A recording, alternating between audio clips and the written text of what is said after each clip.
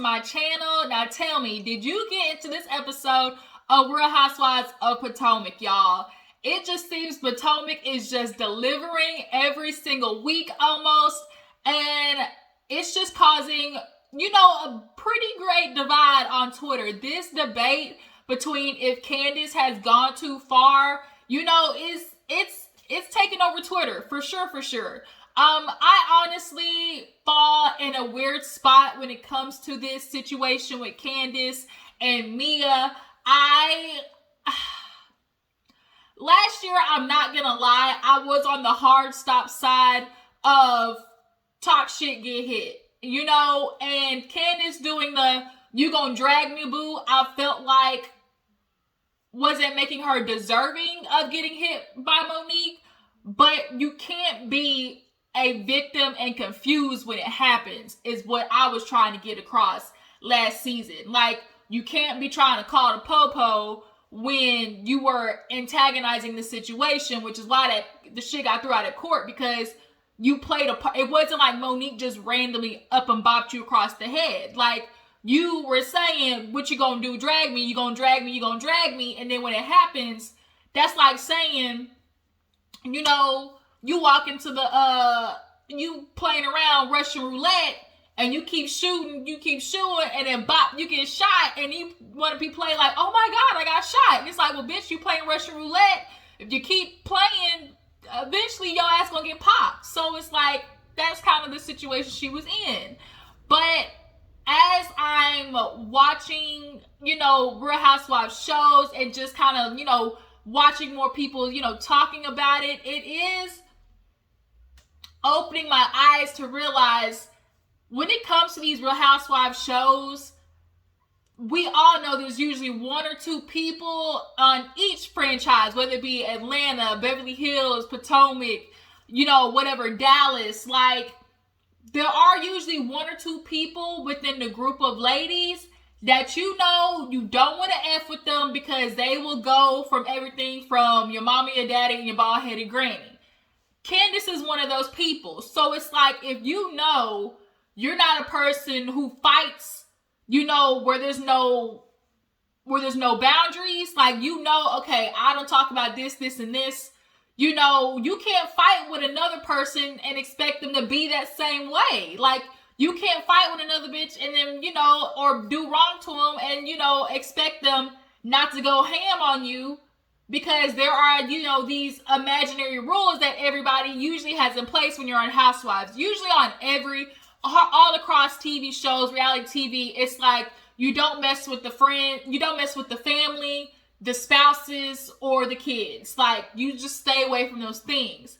But just because that's what you do, that doesn't mean that's what she gonna do, and you can't be mad at people because they fight dirty, right? Like, it's just like, that's what they do. So okay, I'm not gonna mess with that bitch, because I know if I have my skeletons in the closet, whatever it be, she gonna call them out. So if you got dirt, or you got shit that people can rank on, like, don't get in an argument if you don't want it to blow up in your face, basically. So it's kind of like, I'm really in this weird spot this season. But let's go ahead and get into Potomac Housewives, because this is a really good episode. If you're new to my channel, go ahead and hit that subscribe button. Everybody else, the Juice Box crew, hello, how you're doing? Make sure you drop down in the comments, like this video, you guys. Today, you see I'm over here looking just real color purple. I'm looking real color purple right now with these damn French braids in here. Man, it's okay. I's married now. Looking real I's married now. Looking real I love Harpo, but I kill him dead before he let him beat me. But that's okay. It was raining so hard yesterday in Texas, or at least at my house. And the rain, it just effed up my hair. And it's super thick, so I just had to, braid it down so it didn't look super crazy. But yeah, Potomac. Let's go ahead and get into it. So we open up with the yelling, the salad tossing, the going back and forth. Karen is over there with, Candice talking about Candice. Like, Candice, no. She's like, no, Karen, no. We're not going to do this, Karen, because she's not going to disrespect me. She's not going to be able to say what she wants to me, and I'm not going to respond. And then that's why, when she said that, it does make like, you know what, bitch? Like, if you say something to me, hold on. Who's this? Exits. It's like, if you say something to me, like, bitch, I'ma go ham. Like if you like don't start with me, it's like don't start none, won't be none. Basically with Candice. So I understand that aspect. I really do. But then it's like the other side of me that is just kind of like Candice has a way of being like a shark, where it's like if you smell blood in the water, bitch, you just gonna get chopped. She ain't coming for no little nibbles. She not doing none of that. Girl, she gonna swallow you whole. Like Wendy said, Mia, you might want to back up because you haven't met that, Candice yet. And boy, did she meet her these past couple of episodes. But Mia walks back in. You don't know my mother. My mother is a good woman. She's a recovering addict, and she's going to be. She said, yeah, okay, and I don't care. Everybody's like, damn, Candice, she don't care. And you know what?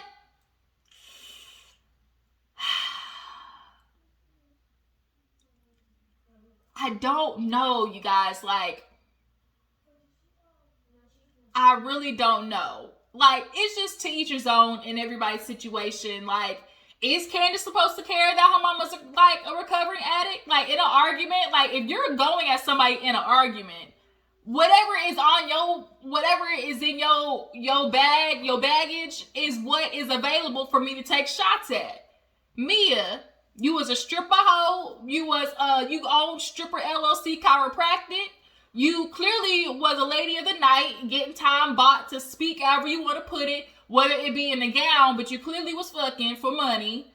You grew up a certain type of way, struggling on the streets, clearly bought your face, bought your lips, bought your ass. Like, those are all things that's in your baggage to get, ribbed on, including your mama. So it's kind of like, that's a question for you guys. Should Candice care in the midst of an argument that her mother is a recovering addict, right? Because the other ladies is just kind of like, you don't want to do that. But Mia walks away. The husband is outside like, damn, here we go. And then Eddie, he was like, I ain't gonna lie, it's getting crazy in there. Somebody said, Pimp needs to go get his hooker or something like that. He was like, word? Who said that? He's like, I ain't trying to name no names. And the minute he knew, Chris was like, damn, he knew it was Candice. Anytime there's an argument, he know the shit coming out of Candice's mouth because she's reckless like that. So Chris finally comes in, grabs Candice to come outside. She don't want to hear it. No, we're not doing this, Chris. No. Okay, are you here? She's like, oh my God, I'm gonna get in trouble. Yes, ma'am, you are. Chris took her outside and was like, at some point you're gonna have to be the bigger person. No, Chris, no, because she wants to come at me talking about, oh, my thing is low budget, where your mother's low budget. Like, the minute you talk about something that I'm doing, like, I'm coming for that head.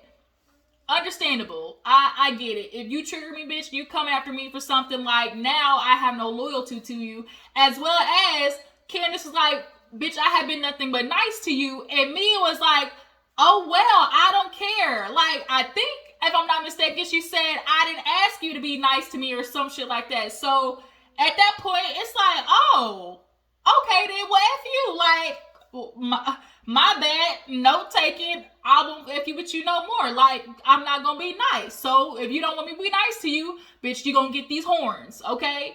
But Candice does not know how to be the bigger person. I am interested to know, I really want to know Candice's childhood. And the fact of, like, what was it like in school? I think also, too, Candice growing up feeling like she couldn't really have a voice with her mother plays a part in that, too. Now that she's older and has, her own money, she can be more vocal with her mom. But I do think she grew up not being able to say her true thoughts with her mother. Growing up, I'm sure, as a black girl in the country club with all the white folks, she had to, be very defensive. So I would just be interested to know more about Candice's childhood. I'm sure she got, ribbed off from black folks, probably thinking like, bitch, you too good, hanging, like, I'm sure, some black folks got her. So, like, I just really do think Candice's childhood plays a part in this too, with why it's so hard for her to walk away from a fight, right? But Chris is like, we can't keep doing this. Like, you know you're not insecure. You feel like she's projecting, like you're proving like that you're insecure too if you keep going back at it. She's like, no, I'm not. What I'm proving is, bitch, you ain't gonna talk mess to me. And it's like that too. Like, I ain't gonna let no hoe think that she just talk crazy to me. But then also too, it's like, let the bitch talk crazy. Like, if you know yourself and you know what you bring to the table, like, she can talk slick all she want, because like he said, like, you're secure in yourself. So Candice, of course, with the tissues, then I got no tissue over here. I'm not insecure, but I'm not doing it. He's like, okay, I don't want you to apologize. I'm not apologizing. He said, I'm not, but I just want you to go in there and be like, I'm not going to disrespect you. You don't disrespect me. Dead it. So as they're talking, Mia is in the room and all the ladies are gathering around her, and she's just like, I'm just so proud of my mom. She's a recovering addict, My mom, I grew up without her. I went through so many things in the foster care system, and I talked to my mom, and she's saying every day it's a battle, not to, relapse. And that is the true thing about, people who are addicts or alcoholics, or, people who are recovering from addiction. It's not just, even though you could be how many years into recovery, it literally takes one thing to trigger you and you're back. Like, all it takes is one thing. Somebody could literally be sober 10, 15 years and one thing triggers them and it can all be over. So for her, she's just like, she admitted in her confessional that she's very aware of, she censors herself around her mom because she doesn't want to say something to her mom that triggers her, which is unfortunate too, because Mia, her relapsing has nothing to do with you. Like, you can't constantly be like trying to keep your mom sober. She has to want to be sober. So, if she relapses, it's not Candice's fault. You can't put that on Candice because she tried to be like, oh, if my mother relapsed because that bitch, like, I'm going to see her outside, like Daniel Bergoli trying to be bad baby. I'm going to catch her outside if my mom relapsed. And it's like, like, you can't put that on her. Like, did she say some effed up stuff? Possibly. But your mom has to be strong enough and want it enough to not let little petty shit like that. It should actually make her want to, stay sober to like not give in. But, so all the ladies talking, and Karen, is being Mother Karen. No, you're not going to leave. You're not going to let nobody, take you down. You're not going to let nobody get you out of character, or who you are, da-da-da-da. And so she's like, I do know who I am, but, I can't be around her because, I got too much to lose. I'm not going to let no bitch take me out of character. I've worked too hard. I've come from nothing, and I'm back here now, not to talk about money, but I make $450,000. I don't know if she said a month or a year, but either way, a scholar rolled her eyes so motherfucking hard when she said that. She said, like, roll them, look at my eyes, roll them. If you know where that's from, drop down in the comments. Look at my eyes, roll them. So that was a scholar. And so a scholar, y'all, first of all, a scholar is serving the looks, okay? Every time she has showed up on screen, a scholar is giving fashion that we have been needing. But a scholar's like, you know what, Mia, like, can we not talk about business and money? Like, is there a reason that you're constantly bringing that up? Is because you did grow up without it? And she's like, no, like, I'm just proud of myself because I worked really hard to get here. Get it. Understood. But damn, every day, every time, literally when she got into it with Giselle and Robin, she's like, excuse me, how many businesses do you have? Bitch, what does that have to do with the argument? Like, how many businesses somebody's have? And so, to me, she's definitely doing strip club arguments. In the strip club, it's all about, bitch, ooh, guess what I got? Bitch, guess what I got? Or how much money I made? Like, that's real strip clubbers. You ain't never gone to a strip club where a girl is arguing and she like, bitch, I got the latest. I got my own business, bitch. I make bank. Like, that's how strippers, fight. And I'm sure that's how Mia is doing the Ronnie and Diamond. Like, it's basically, and then they in there, Mia done broke some shit on the counter, so now y'all don't have y'all security deposit. Like, bruh, you gonna have to pay that security deposit in old Chesapeake Bay or wherever it's from, Old Bay. You know it's expensive because that's old white money. That's not white, it's white. That's the white money, okay? But all the ladies basically convinced her to stay. G and Karen are, kind of talking in the hallway, and she's like, you're good, you're straight. She's like, yeah, I don't care what she says. I don't care if she says, about my mother. I don't care if she says, I'm a stripper, or I'm from the, she met me at, or G met me on the corner or at the strip club. And G was like, wait a minute, what? I didn't meet you on the corner, but I did meet you in the strip club. He's like, when I saw her, then he started giving a backstory. Oh, when I saw her, she was so beautiful. She was first a waitress, but then the next time I came in there, she was entertaining, and Mia started doing all of this. And he said, I just kept coming back, and, I paid her for her time. And Mia, of course, once again, bragging about the money, $10,000 for 2 hours. And so by that time, Ashley had came. And Ashley was like, $10,000 for 2 hours, and all you want to tell me is y'all was talking? Mia, you doing some lying, ho. Like, you doing what you did in the beginning. First it was a classy club. I wasn't dancing. I wasn't a stripper. I was, I wore gowns. Now it's you was a stripper and niggas was paying you for time. Girl, which one is it? I don't think G definitely don't look like the man to be paying for conversation, especially the way he stuck his tongue out at Karen. To my Karen, why you look so good, girl? Why you look so good, girl? Karen was like, oh no, like, let me call Ray. And when I swear to God, like, when he did that, I literally thought of, if y'all know where I'm getting ready to go, next Friday, Craig, tell your fine daddy I said,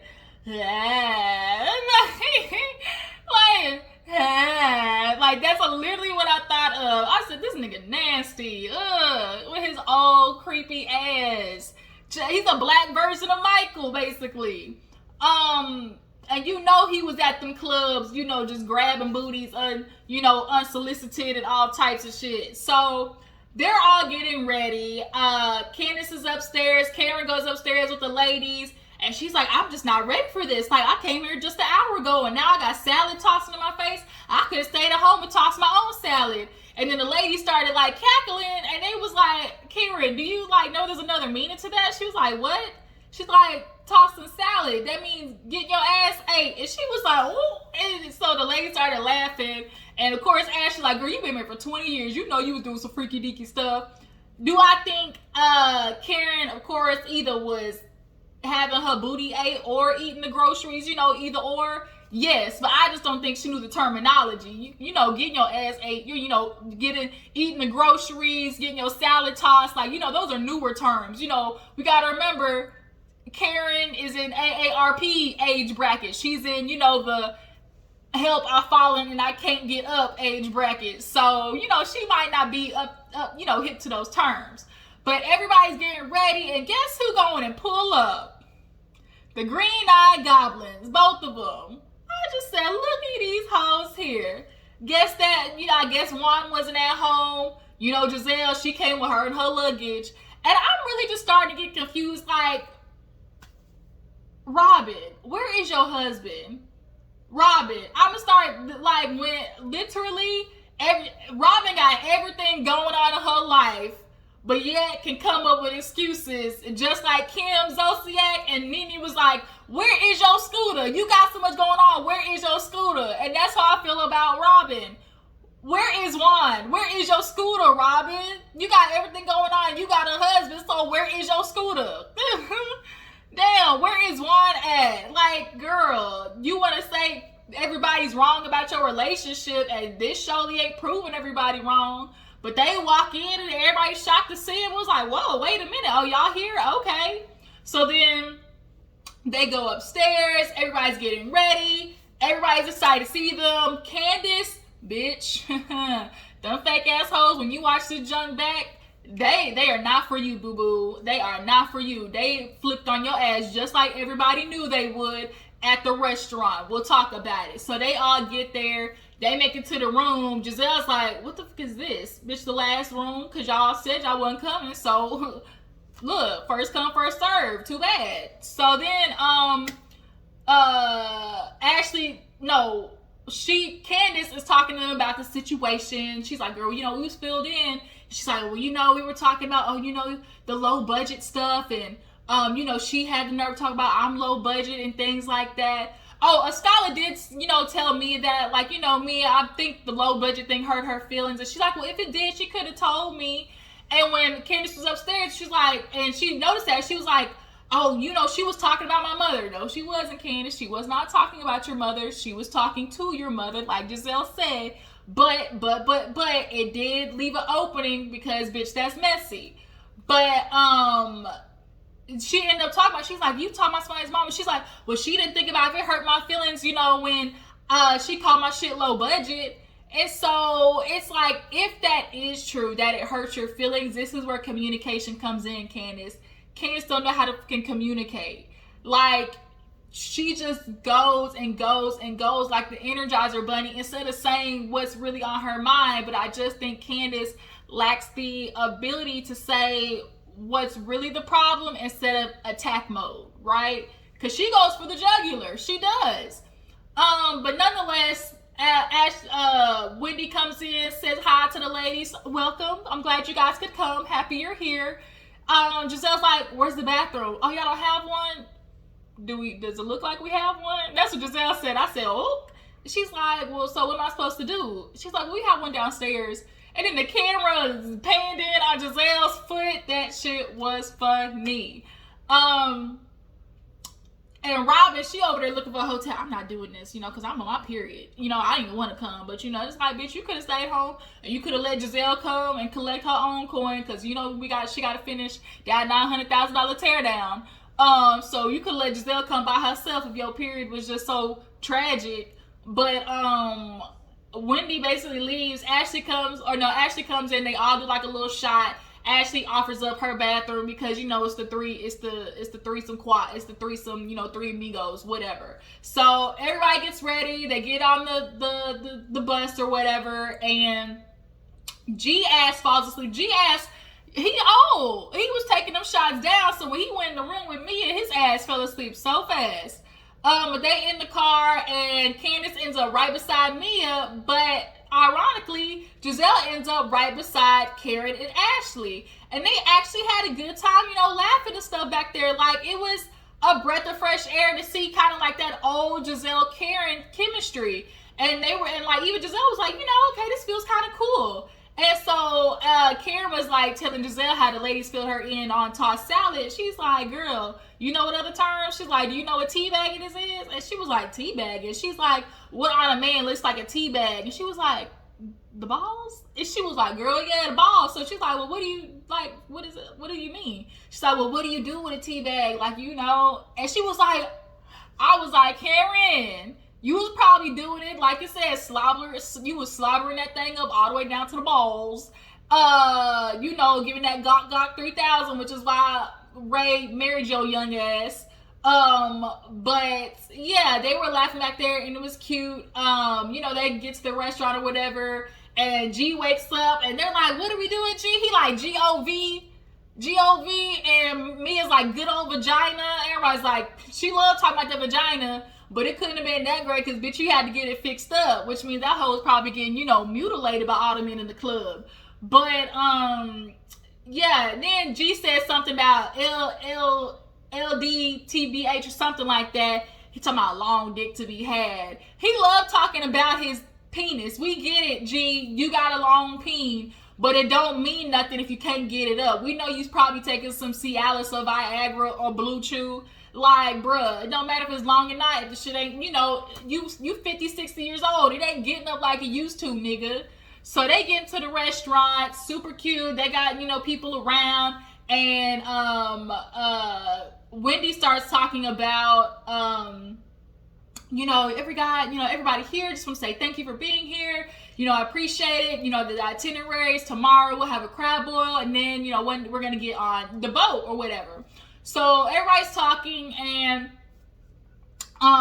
they're drinking, and Ashley, Corona start. No. Hold on. What happened before that? Oh, the men at the table. Ashley was like, Giselle, what you want to do? And she was looking at the table. She was like, okay, no. She's like, okay. She's like, not when I'm crippled. I got the boot on. I get it. So then, not too much longer after that, the lady comes to the table, was like, oh, here's some shots, you guys. And so everybody's like, the shots, and the men at the table, they was like, and out of nowhere, like when we came in, I noticed the men on that side, the women on that side, but I didn't think they were like, husband and wives. So when the wives saw it, they all turned around like, nigga, did y'all buy these bitches some shots and not your own wives? And everybody at the table started laughing like, ooh, y'all done effed up. And all the wives was mad. They probably saw, Giselle, Ashley, it was trying to hit at them right in front of their wives. Tragic. That group of four table, you can definitely tell they cheating on their wives for sure. The way they just so easily was just ready to buy shots and stuff like that. I'm sure the cameras had something to do with it, but they just look like nothing. They just look like no good white men. But Wendy returned the favor and bought shots for the wives because she's like, we ain't ready to do that. Karen had to go over there and be, look, I'm married for 25 years. You better send a shot over there in a YSL bag if you want to stay married. So then the shots of Corona started kicking in for Ashley because she asked Chris, well, Chris, how do you feel about Candice in this situation? You could have came in and de-escalated the situation. And it's like, oh, hell, here we go. Chris is like, I don't like it. I'm not that type of person. I really wish, all of this shit would be over. But, I can understand that you have your thing. And, Candice and Mia have their thing. But, me and G are good.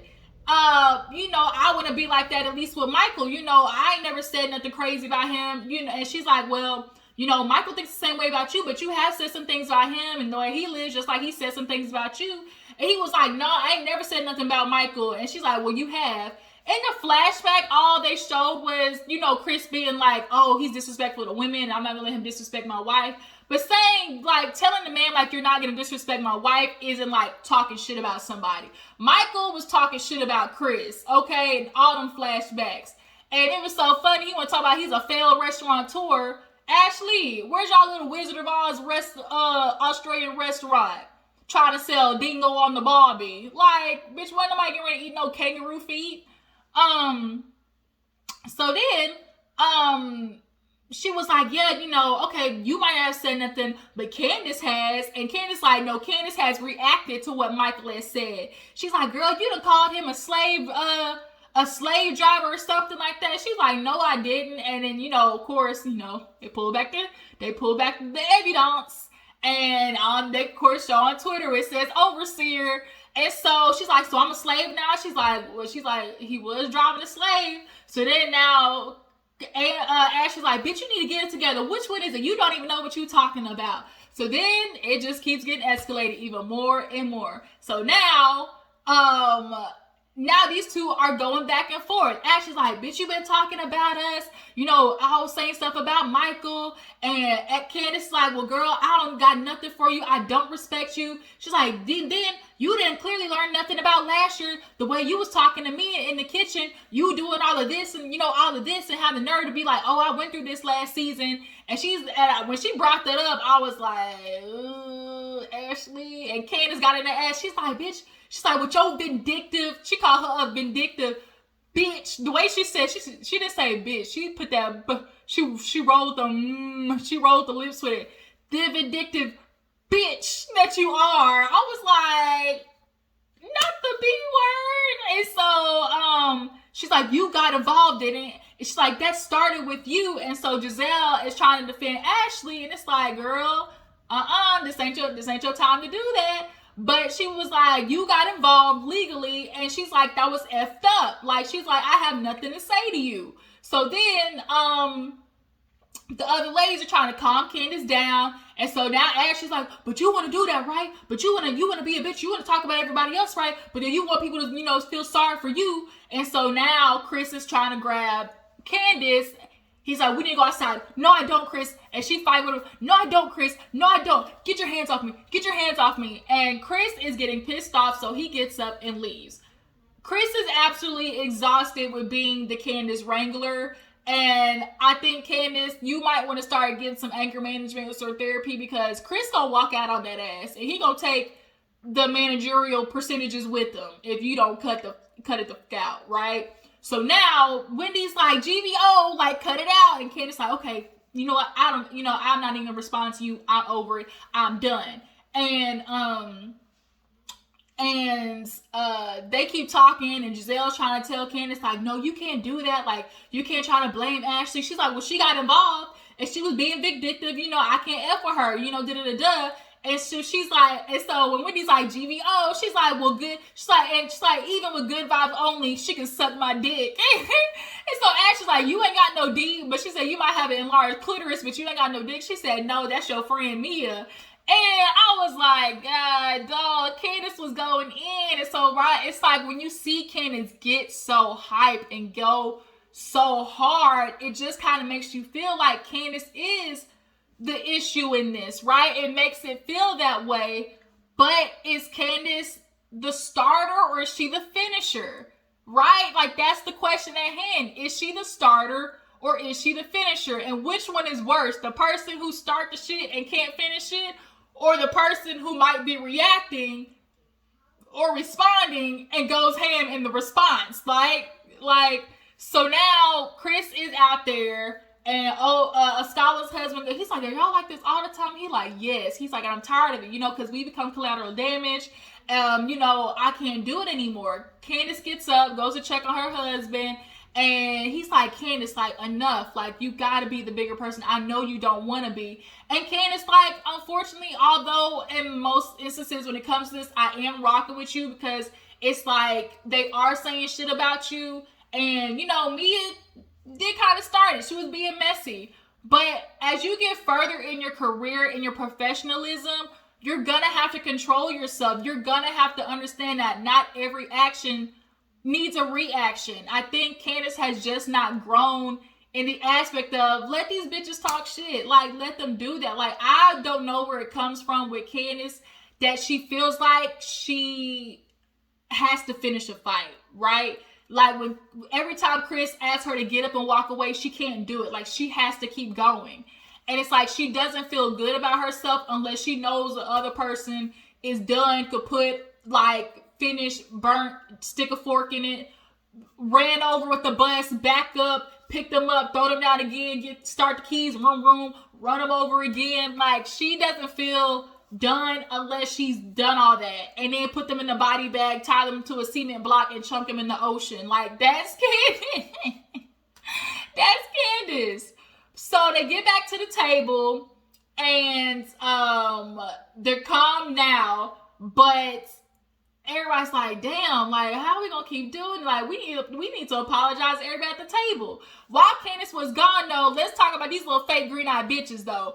They ain't going, talking about, oh, she hasn't learned nothing. It seems like last year was in vain. Robin talking about, it just seems like, Candice, she just keeps going, and, like, you never know what you're gonna get with her. Like, you never know, like, you never know what she's gonna say. And it just seems like she just goes too far. I was like,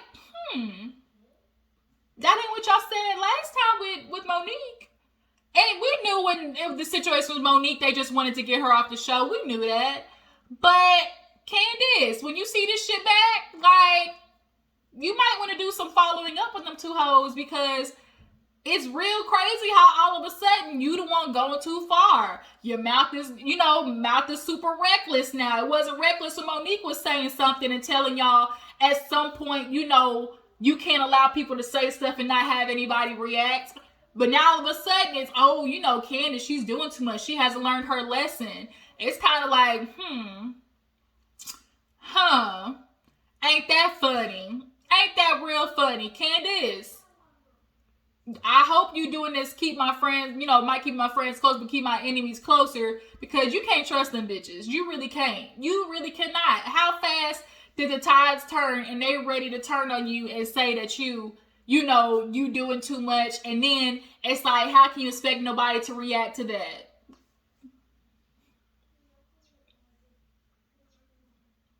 The Green-Eyed Goblins are back at it again. But y'all drop down in the comments. Tell me how you feel about Robin and Giselle now saying that Candice hasn't learned her lesson and she's being too reckless with the mouth. How do you guys feel about that? When it comes to this situation with Mia and Candice, do you guys feel like the Yo Mamas are, are they out of bounds? Or when you're in an argument with somebody, what goes, goes. Like, you can't control what the other person, says. And Chris, you guys, when it comes to Chris, I do feel like Chris is just wanting Candice to grow, because it's like he can't always be the person to like talk her off the ledge. He's exhausted. Like, damn it, being the Candice regulator or being the Candice referee, I'm sure is just a lot. And he's just gonna get tired of it. And Candice, you really might want to go talk to your therapist again, that old dude that we saw, or your husband might not be there next time. But that was the episode, you guys. I appreciate y'all for tuning in. Make sure to follow my Instagram and Twitter. I will be back for Salt Lake City. Catch y'all later next video. Bye.